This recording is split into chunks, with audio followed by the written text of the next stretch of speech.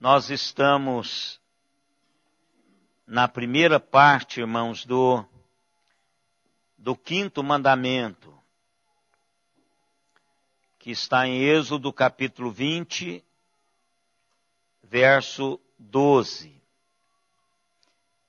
Quinto mandamento é um mandamento que abre a segunda tábua da lei, e a primeira tinha a ver com o nosso relacionamento com Deus, e a segunda tem a ver com o nosso relacionamento com o nosso pai terreno, com os nossos pais. E assim como os primeiros 4 mandamentos tinham a ver com a realidade do nosso culto, com a realidade cultica que eu e vocês temos e devemos a Deus, essa segunda realidade, essa segunda tábua, ela tem a ver com o nosso relacionamento com os outros. E começa em casa. Começa no começo de verdade. Então, se nós quisermos ter uma vida adulta saudável, nós precisamos de começar isso enquanto formos crianças. Então nós precisamos de pensar que relacionamentos saudáveis, eles começam a ser construídos desde pequeninos. Então filhos obedientes, filhos respeitosos, serão adultos obedientes, respeitosos e que terão e traduzirão na vida uma realidade frutífera e colherão a bênção de assim serem. Então nós aprendemos na quarta-feira passada, com Êxodo 20, versículo 12, e com Efésios 6, de 1 a 3. O que nós aprendemos? Primeiro, que na infância nós temos uma obediência forçada. Então, é exatamente o que Paulo nos diz no capítulo 6, no verso 1 de Efésios. Filhos, obedecei a vossos pais no Senhor, pois isto é justo. Ponto final. Ele não discute, ele não racionaliza, ele não filosofa em cima desta proposição, mas simplesmente ele diz: obedecei aos vossos pais, de uma maneira em que o Senhor seja engrandecido e vocês vão ser abençoados, porque isto é justo. Ponto. Então o que ele está dizendo? Que um tempo que nós estamos debaixo da tutela dos nossos pais, nós temos que obedecê-los e às vezes vai ser uma obediência forçada. Então, obedeço. Por que eu tenho que obedecer? Porque você é meu filho e você ainda não paga a sua conta e você vai fazer o que eu quero. É assim mesmo, né? Então, um grande exemplo disso está naquele menino que o pai buscou, que ficou nacionalmente conhecido, aquele menino que está com a cara mascarada, né? De quantos anos? Novinho, um adolescentezinho. O pai foi buscá-lo. Não sei se vocês viram, a Globo passou, todos passaram, a internet ficou com eles muito tempo. E aí, ele, eu quero a minha liberdade, tal. E ele saiu e disse: você vai ter liberdade quando você trabalhar para pagar sua conta, quando você não estiver sob a minha tutela mais. Mas por enquanto você vai para casa. Né? Agora, não precisa ser adolescente. Adolescente já precisava de estar obedecendo voluntariamente. Aqui é infância. Infância, o menino precisa de obedecer. Então, há um tempo em que esse menino, você precisa de adestrá-lo, como diz Deuteronômio 6. Aquilo lá é um adestramento. Você fala sobre a realidade de Deus ao levantar, ao deitar, ao sentar na mesa, ao caminhar com os filhos, ao ir à praia, ao bater uma bolinha, ao bater uma sinuca. Todo o tempo você vai saturar a mente do seu filho das realidades de Deus e vai viver essa realidade. Então, eu não quero ir hoje à escola dominical. Por que você não quer ir? Porque eu não quero. Não, mas você vai. Hein? Onde você falar um menino de 4 anos e decidir que não vai à escola dominical? Você vai sim. Então eu vou do jeito que... Não tem problema, vai do jeito que você está. Agora você vai, não tem problema. Eu não vou para a classinha. Vai, claro que você vai para a classinha. É assim que tem que funcionar. Né? Primeiro, obediência forçada. E infância é assim. Né? E todos nós que fomos obedientes forçadamente, chegamos um momento que nós tivemos a nossa obediência intencional. Ou seja, minha mãe me obrigou a ler a Bíblia, minha mãe me obrigou a orar, e às vezes, para eu aprender a orar de joelho e não ficar inquieto, ela me pôs de joelho em cima do milho, do feijão, do arroz, o que tinha em casa, ela punha lá e mandava eu ajoelhar. Ficar com o braço roxo, de tanto ela apertar, não levantava para tomar água, não levanto para tomar água, não levanto para ir beber, ir ao banheiro, não olho para trás. Sento aqui na frente e só vou saber quem chegou depois que eu terminar. Eu fui adestrado assim. A minha obediência forçada me fez ser assim.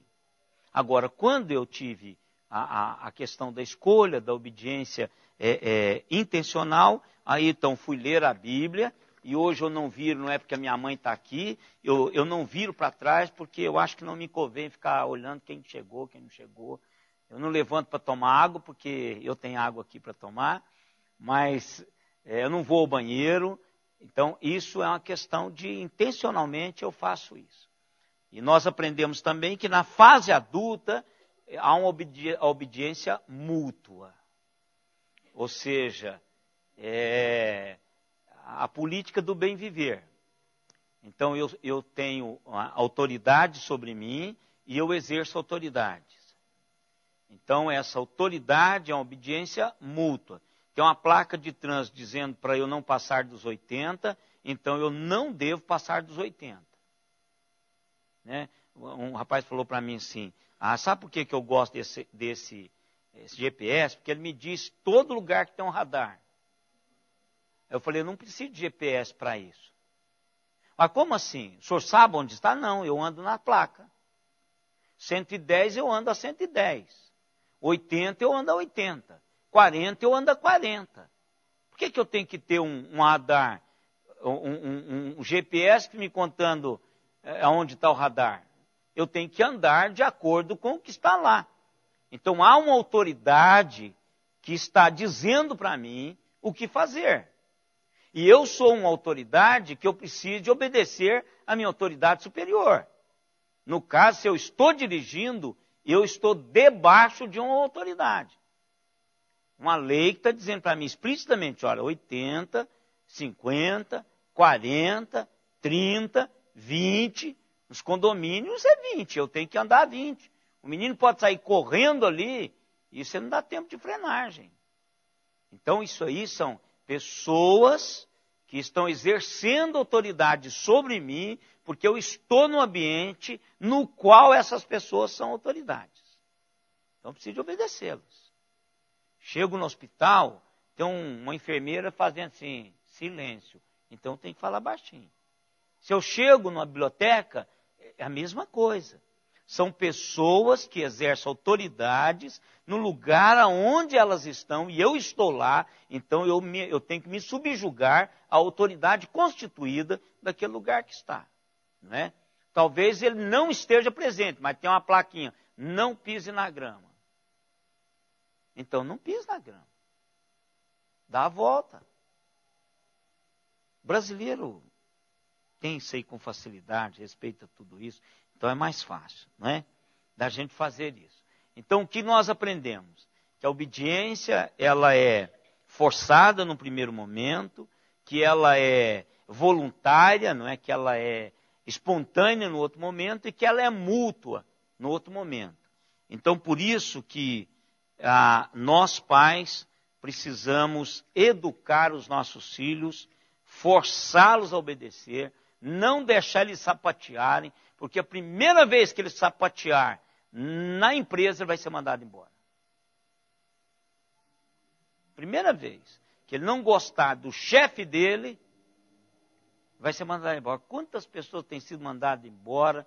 Quantas pessoas têm vivido um amargor no trabalho porque o chefe não vai com a cara do chefe? Talvez não é porque o chefe seja chato. Às vezes até pode ser. Mas é porque ele não aprendeu a obedecer a autoridade. Você tem que obedecer a autoridade. Você tem que aprender isso em casa.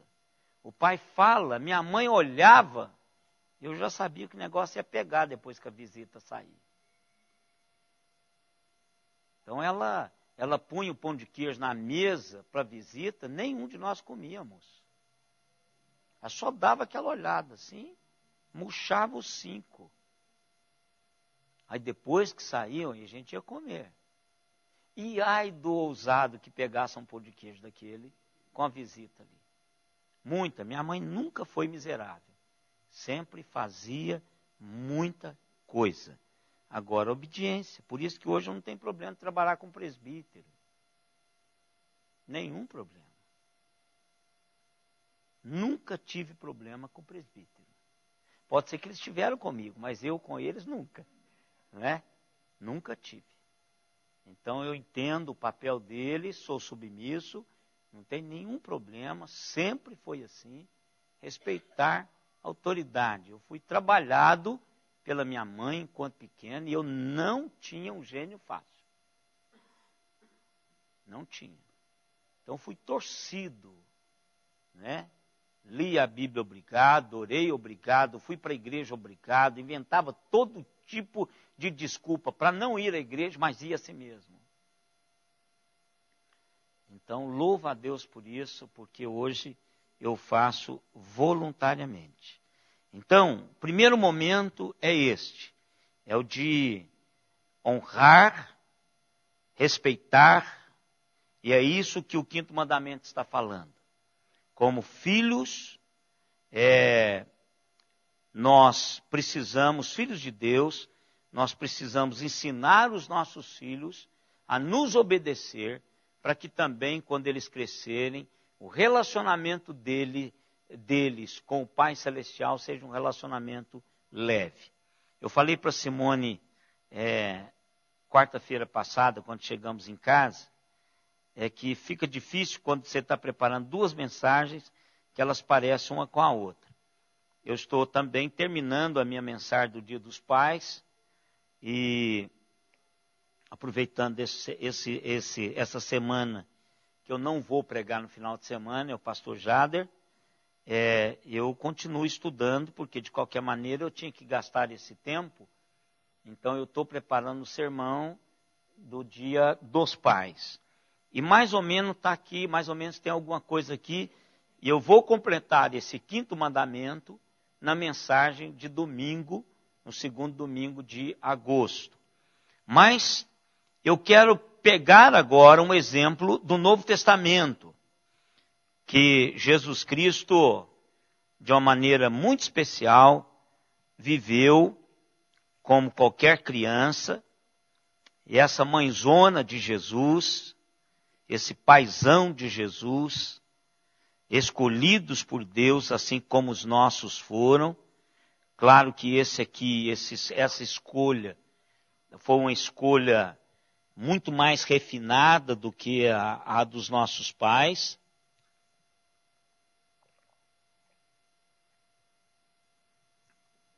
Qual a diferença, irmãos? Entre eu com os meus pais, você com seus pais e Jesus com os pais dele. Qual a diferença entre a gente? Não é de divindade, não é nada especial de Jesus. É como filho mesmo. Qual a diferença? Eu tenho certeza absoluta que apesar da desobediência da minha mãe, do meu pai, e eu não errei de família. E eu não fui colocado numa família que eu não deveria ter estado lá. Eu tenho certeza absoluta disso. Para que Deus pudesse fazer o que Ele fez comigo, Deus estava por trás, permitindo. Às vezes não fosse essa a vontade absoluta de Deus, mas Deus não perdeu de controle o que estava acontecendo antes de eu surgir na história.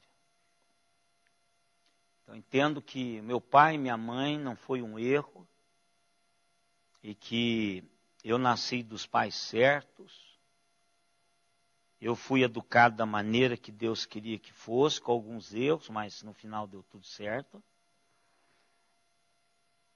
Mas eu tenho certeza disso. Então, qual a diferença entre Jesus Cristo e os pais dele, eu e vocês e os nossos pais?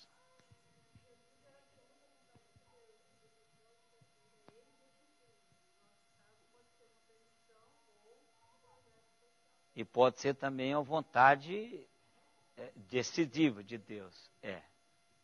Eu estava falando hoje com a Simone, como é que a gente responde assim à vida. Todos vocês tiveram as suas paixões, eu também tive. Eu já disse para vocês que a minha primeira paixão foi a Kátia, a minha professora de geografia, e também a Maria José, que foi a minha segunda paixão, que foi minha professora de história. Então eu era extremamente apaixonado por elas, que eram minhas professoras do segundo, do colegial ali. Então logo eu saí do grupo, apaixonado por elas, e essa paixão me trouxe frutos fantásticos. Que tanto história quanto geografia, hoje não, mas eu era imbatível. Prova do supletivo que eu prestei, porque eu fechei, antigamente não fazia o terceiro ano integrado, e eu queria fazer medicina. Então eu teria que optar por um dos dois cursos. Então eu fui fazer o curso Oswaldo Cruz, que é o COC hoje, para fazer cursinho, e decidi fechar o segundo grau com supletivo. Então essas matérias eu fechei elas todinhas. Eu gabaritei essas matérias no supletivo. Então, das minhas paixões, porque eu queria ser o primeiro, claro, se você quer impressionar uma mulher, você tem que ser o primeiro. Mulher não gosta da medalha de bronze, não. Né? Então você, claro que impressionar a vírgula, porque elas eram tudo formadas e com seus noivos e etc. Mas nós tivemos as nossas paixões reais. Você teve namorado, namorada, e num primeiro momento você diz, pronto, encontrei a pessoa que eu vou viver a vida toda. E aí você terminou com ela. Encontrou outro, falou que não ia amar nunca mais. Esse negócio, né, de adolescente, ela me abandonou, não vou amar ninguém mais. Então aquela coisa toda. Aí você casou, com quem você casou? Também foi uma paixão. E aí não deu certo. Aí o que vem na sua mente? Puxa, na verdade eu deveria ter casado com aquele outro. É verdade. Agora, quando dá certo, você diz assim, puxa, isso foi projeto de Deus para a minha vida mesmo, e foi fantástico isso. Quando não dá certo, você vai ter um daqueles que ficou para trás, que você vai dizer assim, era ele, ou era ela, mas como eu fui tonto naquele tempo. Agora o bom é que a gente não sabe quando as coisas estão acontecendo.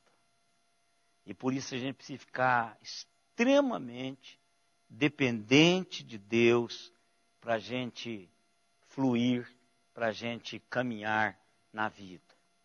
Então, jovem que ainda não casou, mete o joelho em terra. Você que é homem, ela já nasceu. Ela pode ser um pouco mais nova do que você, ou um pouco mais velha do que você. Mas ela está por aí. Peça a Deus para você cruzar com ela. E quando vocês cruzarem, o coração de vocês vai se ligar ao coração um do outro. Pode ter certeza disso, que é isso que Deus está no coração. Não faça besteira. Não faça besteira. Não entra no desespero. Vá a caminho, deixa Deus trabalhar essa realidade. Não é? Mas, voltando lá, Jesus e nós, quando você, seus pais fazem alguma coisa, e naquele momento assim, que não deveria ter existido, mas existe, porque você não é diferente de mim, você diz assim, é assim mesmo, eu não escolhi ter nascido nesse lugar, não foi verdade? Não é assim? Filho não escolhe o pai que tem. Eu não escolhi meu pai. Eu também não escolhi minha mãe. Mas de Jesus foi escolhido. Deus escolheu. Mas o de Jesus, ele foi escolhido. Jesus foi o filho escolhido. E Jesus não foi uma briga de espermatozoide. Não foi uma disputa de milhões de espermatozoide para ver qual que era o mais rápido e engravidar. Ou ovular. Não foi. Deus disse assim, vai ser ele. E Deus chegou para Maria e disse assim, é você. Deus chegou para José e disse assim, e vai ser você. Ainda não tem nada aí na sua barriga, mas vai estar. O nome dele vai ser este. Então, veja, nossos pais, ou foi tio, ou foi um cabeça dura que montou um punhado de nome e fez o nosso. Alguém inventou alguma coisa, ou foi copiado. Mas de Jesus não. Deus disse até o nome e diz o que ele iria fazer na vida. Essa é a grande diferença entre eu e vocês. Como filhos. E aí o que acontece? Essa mãezona, que foi Maria, que eu sou apaixonado por ela, no sentido assim de ser filho de Deus através do filho dela, Cristo Jesus. A maneira como ela move na vida. Imagine vocês, ela sabia desde o início que o projeto para o filho dela era um projeto cósmico. Irmãos, ela não, antes de engravidar, ela já sabia o que o filho dela seria. E ela precisava criar esse menino com essa perspectiva em mente, todo o tempo. Não é que ela iria tornar Jesus naquilo que ele seria. Ela teria que cuidar de Jesus para que naturalmente ele fosse aquilo pelo qual ela havia nascido. Por exemplo, a minha mãe não queria que eu fosse pastor. Não queria. Ela jamais sonhou que eu seria pastor. Qualquer outra coisa, pedreiro, servente de pedreiro, mecânico, qualquer outra coisa menos pastor. Mas o projeto de Deus vai encaixando até que eu cheguei onde eu cheguei. e vou terminar essa caminhada dentro desse projeto, Senhor. Então, tudo que vai acontecendo com Jesus acontece da mesma maneira que deveria acontecer comigo e com você, com os nossos filhos. Jesus crescia como? Estatura, graça, sabedoria diante de Deus e diante dos homens. E essa é uma fórmula para qualquer um dos filhos de Deus. Agora, tinha alguém por trás disso aí. Jesus era filhote de gente, com os mesmos trabalhos, com as mesmas dificuldades, com os mesmos aprendizados que eu e vocês e que os nossos filhos estão precisando. Então teve uma família por trás disso. Passou o momento que Jesus quis dar uma de mandão na casa, Maria deu uma chamada. Ela disse, não, senhor, agora não. Agora é seu tempo de você ler a Torá. Agora é o momento da gente fazer a escola, estudar aqui. Vem cá, vamos ler a palavra. Vão ler a palavra. E aí Jesus cresce, como os nossos filhos, como nós o fizemos. Então, Jesus era judeu. E há um processo judaico. E aí Jesus passa por um ritual chamado Bar Mitzvah. Bar Mitzvah. Que uns falam mitzvah, mas na realidade é mitzvah. Ou seja, é o momento, é o ato de que o menino já é declarado homem, entre aspas. Em que a cultura judaica demonstra a transição de autoridade saudável. Ou seja, a partir desse momento, a criança passa da obediência forçada para a obediência intencional. Ou seja, ele já é um hominho. Já é dado a ele a responsabilidade de responder a alguns atos da sua caminhada.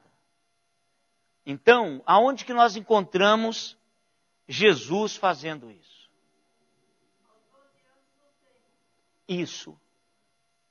Porque exatamente aos 12 anos, de 12 a 13 anos, que acontece exatamente. Está familiarizado com... Tá, né, irmã Márcia? É. Como que é a expressão? Bar mitzvah. Bar mitzvah ou zá? Zá. Bar mitzvah. Que é o tempo que a criança já passa, de acordo com a cultura judaica, já passa a ter essa responsabilidade, essa obediência intencional. Tem autonomia. Responsável, vigiada. Mas responsável. Ele pode começar a assumir algumas coisas. Então nós vamos ver Jesus fazendo isso. E como é que ele faz isso?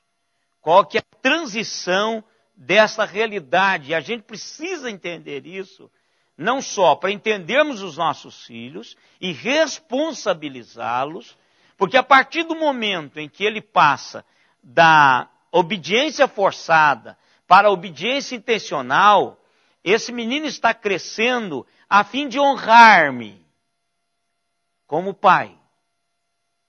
Ele precisa incutir isso na cabeça de que a partir daquele momento a honra já está sob a responsabilidade dele para honrar-me. Por exemplo, ele não pode mentir para o pai.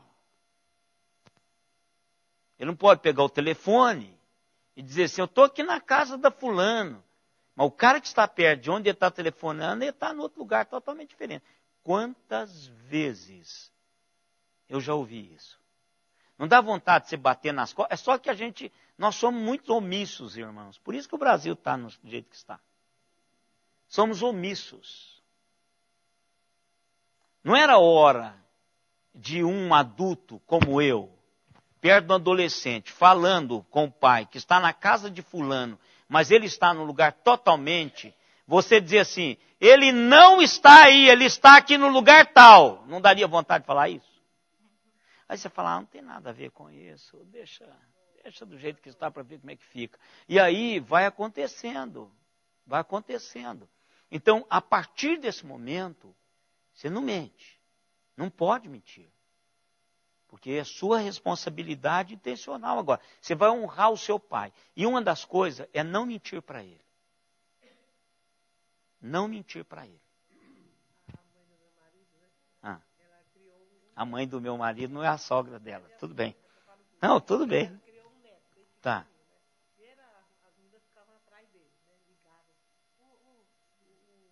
Onde você está? O Marco saiu, aí ele falava assim, fala que eu não estou. Aí ele falou, tá sim, ela falava, tá aqui sim. Pronto, então, a avó falava. Claro, eu não posso ser conivente. Agora, ele que não podia mentir. Porque a honrar o pai, começa exatamente onde o pai perguntava assim, aonde você estava? Você tem que dizer onde você estava, mesmo que para isso você tem. Isso é uma obediência intencional. Só que, irmãos, os nossos filhos, de mamana caducando.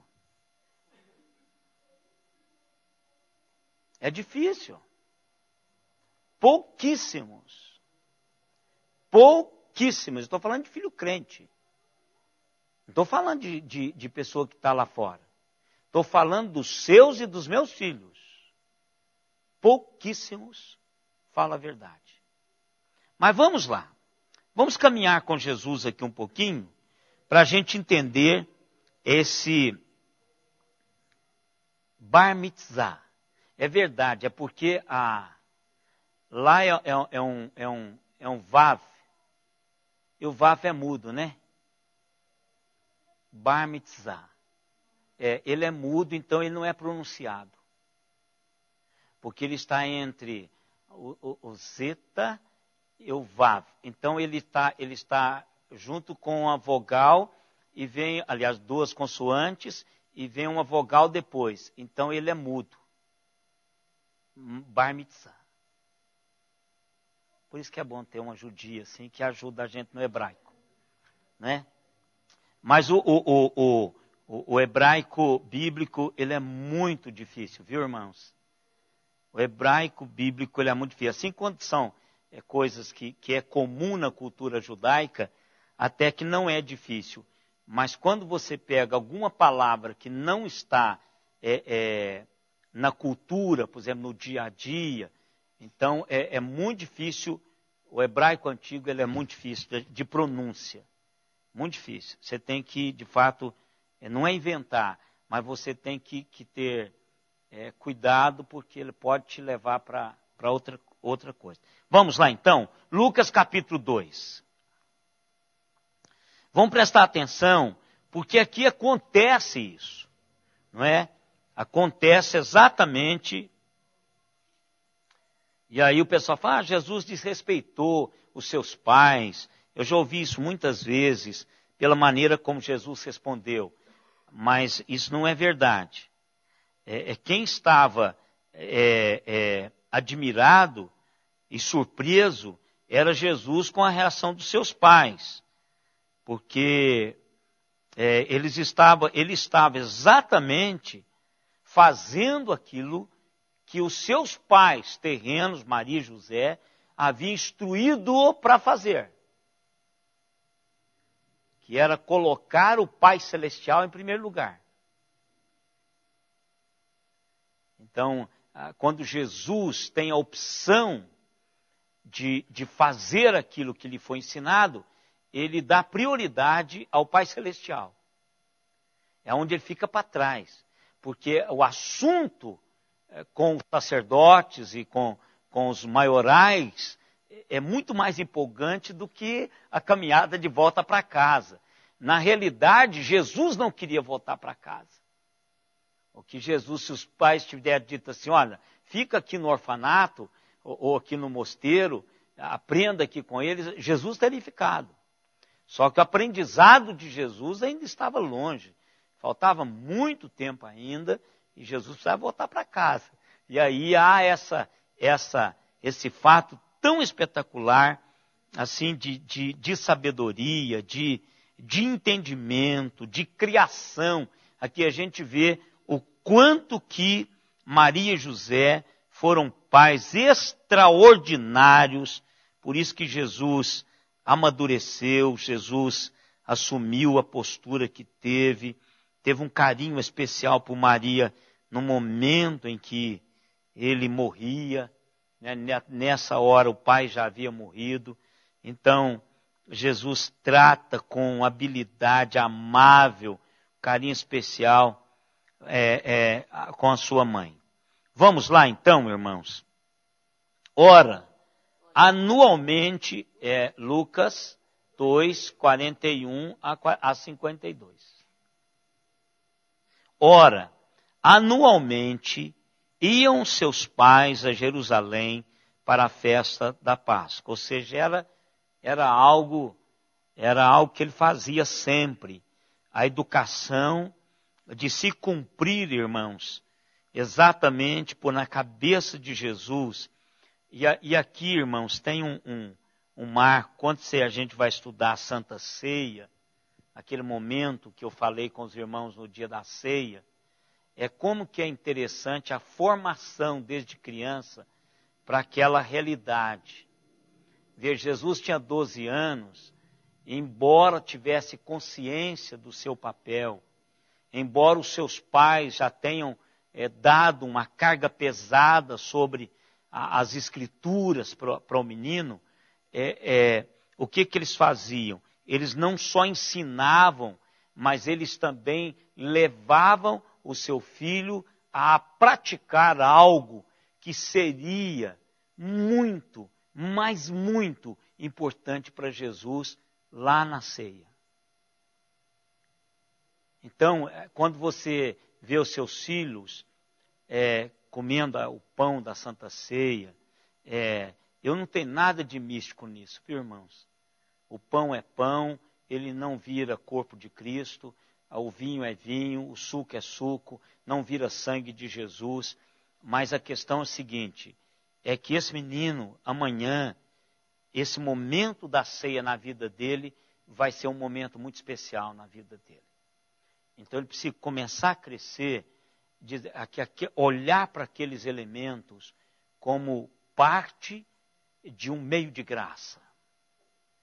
E para que quando ele tiver que consultar o seu coração para tomar a ceia, ele tenha o mesmo temor, a mesma referência que ele tinha quando era pequenininho, com o prato dos pães e do suco, quando os diáconos iam levar isso embora.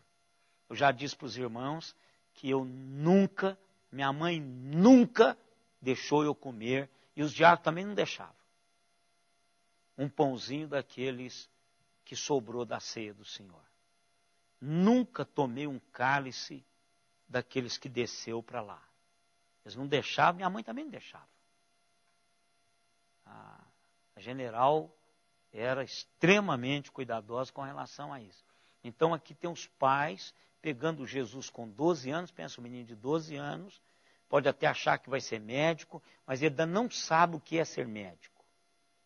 Pode até achar que há algo grande, porque eu tenho a impressão que Maria passou para Jesus muitas realidades espirituais precocemente. Jesus não tinha muito tempo de aprendizado. O aprendizado de Jesus foi intensivo. Até porque ele tinha uma mente preparada para esse aprendizado intensivo. Se tivesse como fazer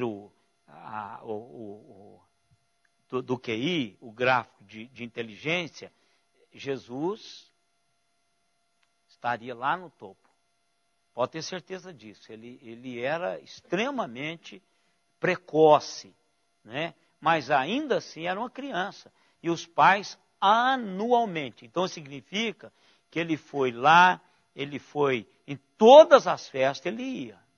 Os pais levavam, dizendo que a casa do Senhor, que aquele tempo é um tempo fantástico da história do seu povo. Imagine Jesus perguntando para quê? Porque chega aí 5, 6 anos, eles querem saber o porquê dos negócios. Não é? E se Jesus tinha uma capacidade de aprendizado um pouquinho maior, então ele fez essa pergunta muito antes dos meninos normal. Para que é que a gente vai nesse negócio? O que é isso? O que tem a ver com isso? Então a mãe e o pai tiveram que passar para ele toda a história do cordeiro que foi morto lá atrás. E pensa, irmãos, e era ele o cordeiro. Então imagina a responsabilidade dos pais ao fazer isso. Agora, vão trazer para mim e para você. Gente, quando nós estamos falando com os nossos filhos, nós estamos falando sobre eternidade. Estamos falando desse menino crescer, tornar jovem, casar, ficar adulto, crente, envelhecer crente, morrer crente, combater o bom combate, até como está a irmã Ida com 100 anos, ela completa 100 anos esse ano. Nós vamos fazer uma festa para ela, irmãos. Esse ano ela completa 100 anos. Não lembra de mais nada? Não tem problema, eu lembro, você lembra quem ela foi. Deus sabe quem ela é. Trabalho, o carinho que ela teve para com o ministério dessa igreja. Então, quando você olhar para o seu menininho, para a sua menininha, é isso que tem que encher seu coração. Eu acho que era isso que encheu o coração de Maria. Ela não tinha a data dele fazer tudo o que ele ia fazer. Ela não sabia. O pai poderia ter uma noção do que iria acontecer, porque ele sabia do processo do sacerdócio. E tem certeza que ele leu todas as escrituras que se falava do Messias. E que pôs Jesus numa determinada idade a ler isso também. Para Jesus entender o porquê, através das escrituras, da revelação do seu pai e dele também, o que é que ele veio fazer. Né? É aquela resposta que o pastor falou domingo passado lá no Selmy Day. De onde eu vim, o que eu vim fazer aqui e para onde eu estou indo. Que é uma pergunta que todo mundo faz. Então Jesus sabia de onde veio, sabia o que estava fazendo ali e sabia para onde estava indo. E eu e vocês também sabemos. Nós sabemos de onde viemos, nós sabemos o que vamos fazer aqui e nós sabemos para onde está indo. Eu sei. Todo crente tem que saber isso. Né? Então veja, anualmente vai a festa da Páscoa. E a irmã Márcia, que tem essa descendência, sabe o quanto que isso é importante para judeu, né, minha irmã? Todas as festas são extremamente importantes, porque eles carregam um significado espiritual. Eles carregam estas festas desse peso espiritual de uma maneira muito, mas muito impregnada na sua história pessoal. Cada um carrega. E aí forma todo aquele rolo compressor que está lá, naquele pedacinho de chão, e fazendo o desbronco que está fazendo. E vai continuar fazendo, porque ele sempre fez isso. 42. Quando ele atingiu os 12 anos, subiram a Jerusalém, segundo o costume da festa. Ou seja, por que a ênfase a isso? Exatamente porque agora Jesus já ia, com esta festa, nesse tempo, Jesus já estava assumindo essa responsabilidade e autonomia. Por isso que os pais não foram irresponsáveis por abandoná-lo, não é? Por exemplo, se a justiça fosse julgar, porque é assim que eles fazem, né? Por exemplo, se você deixa um menino em casa, a justiça vai julgar se houve negligência. Aquele menino que o pai passou por cima e ele só queimou a orelhinha, o braço, porque passou o carro por cima dele, né, que ele saiu lá na garagem, que também deu aí, então a justiça julgou que não foi negligência dos pais, foi uma fatalidade que a criança espertinha escapuliu, entrou na garagem, o pai estava dando ré, eu acho que é o padrasto, estava dando ré e a criança passou lá embaixo. Então os pais de Jesus não foram irresponsáveis, porque Jesus já estava na idade de agora, a partir daquele momento, já assumir isso. Verso 43. Terminados os dias da festa, ao regressarem, permaneceu o menino Jesus em Jerusalém, sem que seus pais o soubessem. Ou seja, Jesus já tinha autonomia de inclusive ficar sozinho.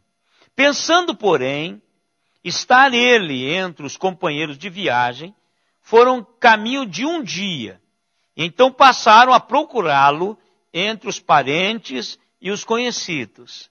Imagina que desespero. E não tendo encontrado, voltaram a Jerusalém à sua procura. Então, o que é interessante é isso aqui, não é? Se ele não está aqui, ele está em Jerusalém. Então vamos voltar, imagine, irmão, Jerusalém na festa da Páscoa. Seria assim um Rio de Janeiro, né, respeitando as devidas proporções, no carnaval. Ou qualquer cidade que duplique, não é, o número de habitantes flutuantes. Então, quer dizer, todo mundo converge para lá, todo judeu converge para lá e soma um menino de 12 anos. Então está com você, você não viu Jesus? Não vi Jesus.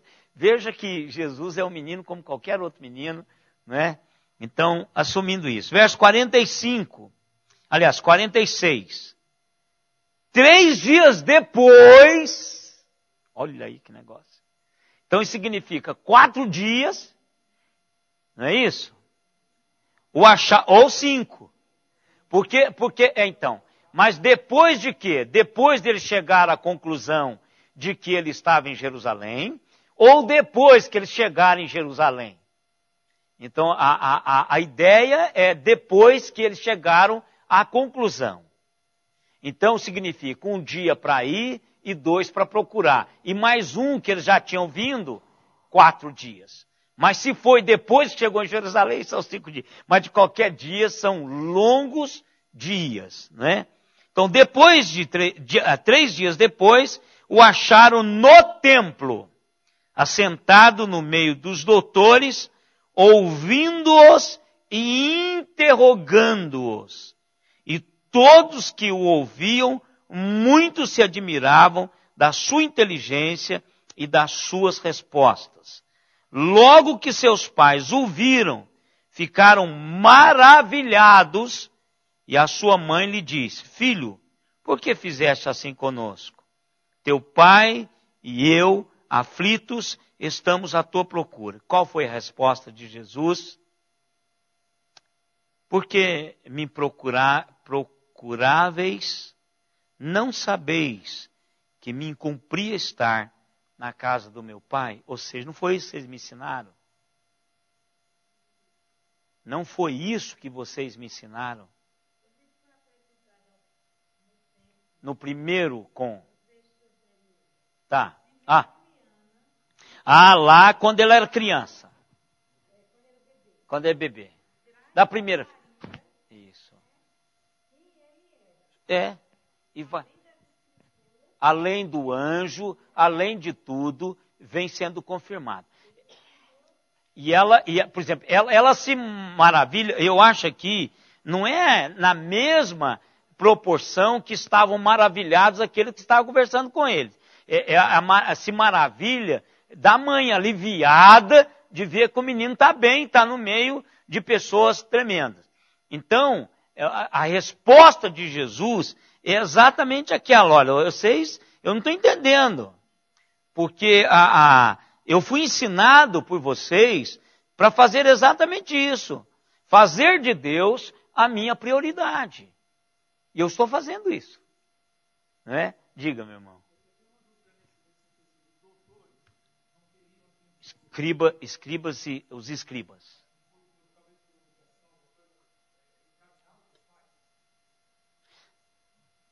Nada, a conversa estava muito boa.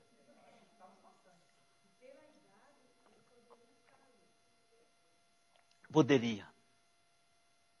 Ele poderia estar ali. Ele poderia estar ali. É uma obediência intencional. E outra coisa, meu irmão, a gente não para, a gente passa por cima do texto e a gente não mastiga o texto. Gente, foram 4 dias de conversa, 4 dias que eles estão contando. Mas quanto tempo é que Jesus ficou lá? Quem é que sabe? Olha, não sai daqui, eu vou buscar um lanchinho para você, mas a conversa continua. Ia um buscar e ficava os outros para não deixar ele ir embora.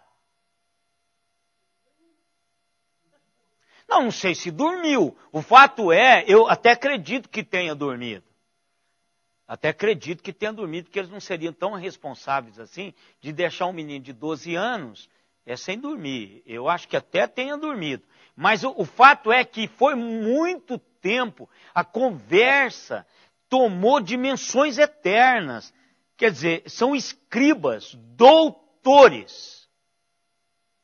Quer dizer, como é que chama os meninos aí, os gênios? Tem um nomezinho. Não é de QI, não. Como é que fala? Superdotados.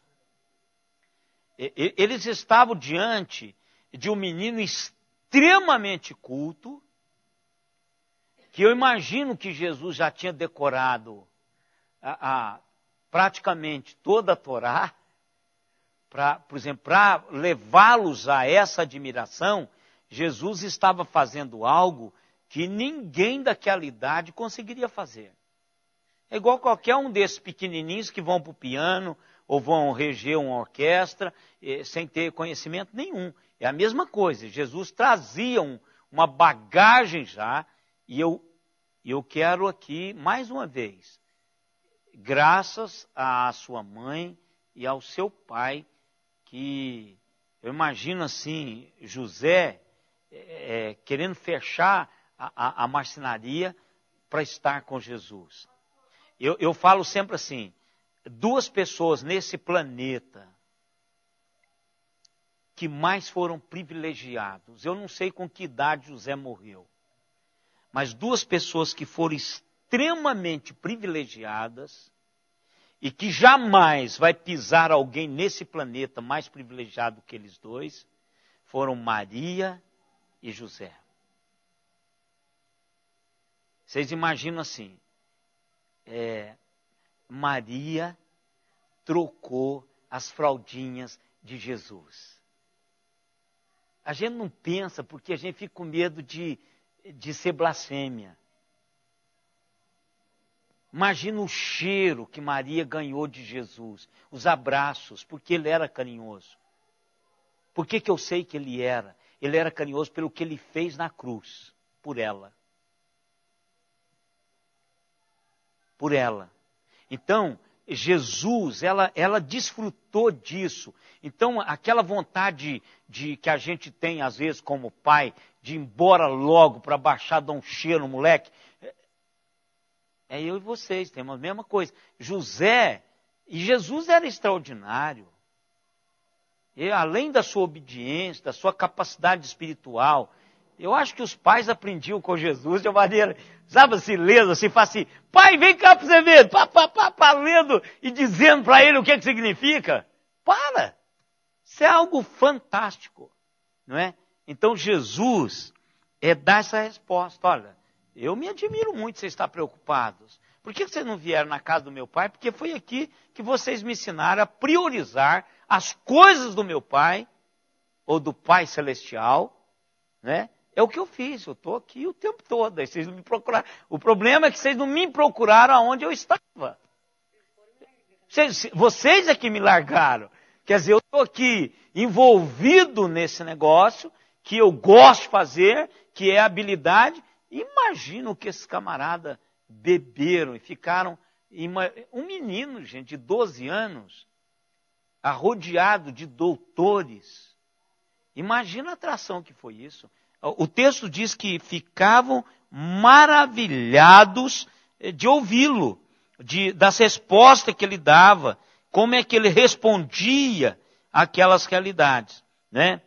Não compreenderam, porém, as palavras que lhes disseram. Então veja, aqui tem algo que a gente muitas vezes precisa parar para aprender algumas coisas. Nós pais, às vezes, nós temos dificuldade de entender os nossos filhos. E aqui eu vou dizer outra coisa.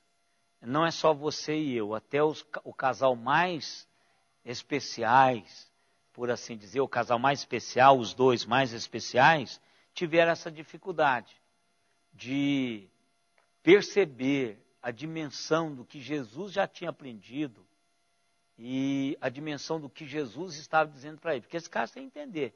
Bem, fomos nós que ensinamos esse negócio para esse menino? Então eu não me lembro desse negócio de ser tão enfático assim. Mas ele faz isso. Eu vou terminar contando a história. Inclusive eu estou pesquisando, eu vou falar o que eu estou pesquisando, e vou conseguir porque eu já estou rastreando, estou quase lá. Tem uma autora, uma palestrante, que chama-se Carol Kent. Ela se diz que estava a caminho de se tornar uma mãe ausente, até que seu filho, Jason, portuguesado, né? Ou Jason, fez uma observação simples a ela. Ela estava tomando café de manhã com ele e ela estava com aquele pijama dela de calça e uma camisola velha, desbotada, furada, e com aquele sapato próprio de estar ali naquele momento de café da manhã. O Geis olhou para ela e disse: mamãe, você está tão bonita hoje. E aí ela diz assim, aliás, ele continuou dizendo, nem sequer está maquiada. Então ela disse, querido, por que você diz que eu estou bonita hoje? Normalmente eu estou vestida com um terno, de gravata, de sapato de salto alto. Eu estou com a minha bolsa ali combinando, cabelo bem penteado, maquiada. Por que você está dizendo que eu estou bonita? Então ele disse, quando você aparece assim, eu sei que você vai em algum lugar. Mas quando você aparece assim como está agora, eu sei que você é minha por um bom tempo. E ela continua dizendo, as suas palavras foram como uma flecha perfurando o meu coração. Eu percebi que eu poderia falhar em ser uma mãe cristã, piedosa, cuidando dele, porque eu estava dizendo sim para tantas palestras e eu fiquei de joelhos com a minha agenda, a minha preciosa agenda, e a ofereci ao Senhor, dizendo que o meu filho seria a minha prioridade. O que é que eu quero dizer com isso? Que nós precisamos ser sensíveis aos estágios em que os nossos filhos estão passando por eles. Para que a gente possa lidar adequadamente com cada estágio. esses pais extraordinários, Maria e José, perderam o estágio do filho. Esse cara sem entender. Embora, depois a gente continua lendo, Maria vai caminhando, ela vai entendendo e cogitando. Maria era muito especial. Ela já tinha, como você disse, uma informação grande já daquilo que Jesus iria fazer. Aí diz o que diz no restante?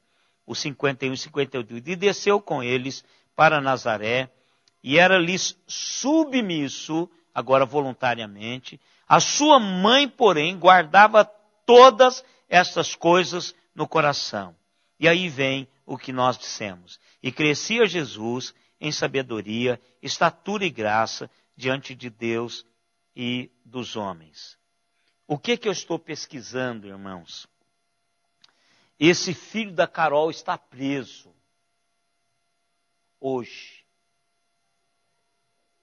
Então, todas as páginas que eu já pesquisei, só fala de uma busca que ela está junto ao departamento de polícia para que ele seja solto. Agora, uma das palavras que ele deu, eu tenho a certeza absoluta de que ela cumpriu bem o seu papel. Porque ela, devido à sua influência, porque ela é muito influente, ela tentou, com vários advogados, tirá-lo. E ela ficou muito frustrada na última, não sei se foi a última, mas pelo menos parece-me que foi a última tentativa que ela fez de tirá-lo da cadeia. Aí ele disse para ela assim: mãe, Deus está no controle, está lá como palavra dele. Deus está no controle e eu não me sentiria bem livre se não fosse Deus que me colocasse em liberdade. Eu não quero que a minha liberdade seja uma liberdade proporcionada por político ou advogados. Deus é o Senhor do coração das pessoas que estão com a capacidade de me libertar. E o dia que Deus quiser, isso vai acontecer. É o último relato que eu tenho dela falando isso. Mas eu queria saber por que ele está preso. Porque quando eu li aqui, eu sempre faço assim, eu acho algumas histórias, vou lendo algumas coisas. Isso aqui está, isso foi citado por um pastor que se chama Jean Sem. Ele citou isso num artigo chamado Mulher Cristã. É um artigo que ele sempre publica história de mulheres, e eu tenho esse site em inglês, e eu recebo, às vezes, isso. E recebi esse aqui, e falei, eu vou colocá-lo como exemplo para terminarmos essa parte de Jesus.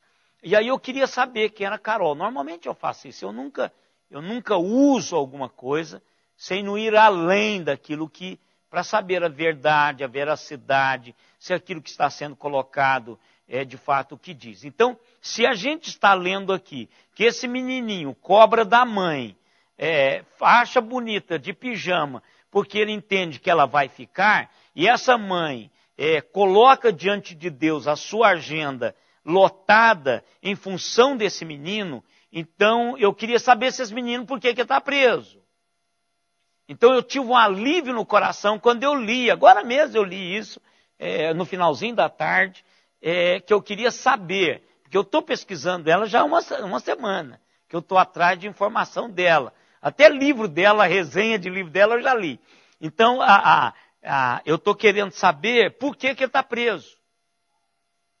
Mas uma coisa boa que eu sei é que ele continua crente. Então eu quero dizer para vocês que vale a pena. Eu não sei o que aconteceu. Minhas filhas, seus filhos, pode até fazer uma bobeira e irem presos. Então, isso aí não tem problema. O que eu quero é que ele continue crente. E outra coisa, a influência dele, até onde eu já estou estudando, a influência dele nesse presídio onde ele está, é extremamente poderosa. tem gente convertendo e tem gente mandando carta, familiares de presos, mandando carta para esse departamento de coisa. Pode acessa Carol Kent. Põe no Google lá que vai aparecer, e você pega a biografia, aí você vai navegar. Ela é bonita, dos olhos claros, o pai bonitão também, e ele aparece sempre com o uniforme da prisão. Os três estão, ele é bonito também, um jovem bonito, estão sempre os três nas fotos, no Google. Pode colocar lá que você vai, principalmente você sabe inglês, se não sabe, tem o tradutor aí, o Translator e um punhado de outros tradutores aí, joga lá e se sabe inglês, melhor ainda que você vai pegar o sentido todo. Mas se não sabe, tem um tradutor, hoje é fácil fazer isso, né? Eu só quero conseguir vocês que viajam muito, se vocês conseguirem aquele que traduz simultaneamente o que ouve e traduz simultaneamente, vocês me falam, que eu vou adquirir um negócio daquele, porque eu não vou conseguir aprender inglês, não. Meu irmão Valdir, pode trazer aí, meu irmão. Pode. Nossa, 9h30. Esse pastor fala muito, hein, irmãos? Sim, Rabino famoso, já, claro, ele é famoso. Não tem, quem mexe com hebraico sabe dele. E muitos outros do mesmo quilate dele, ou até melhor.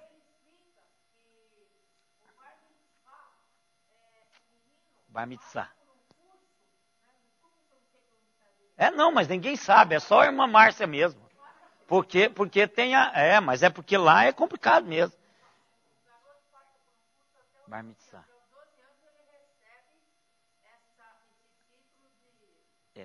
É conferido, não é recebe. Ele é conferido a mulher também, irmã. Não, só o homem.